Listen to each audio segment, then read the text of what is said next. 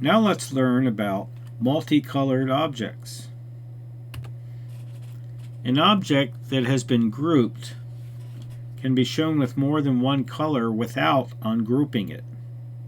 To apply the multicolor effect, first select the object,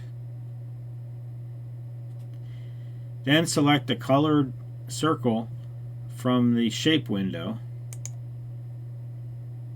and now check the multicolor option. And as you can see, the object is shown with two different colors, but it is still grouped. You can tell it's still grouped if I click on one part of the object and I can move it around.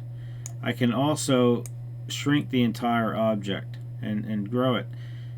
So it's still one solid object, it's just shown with different colors. Now keep in mind, it's not going to print that way on the 3D printer because the 3D printers only have one colored filament. This just makes it more visually appealing on the computer.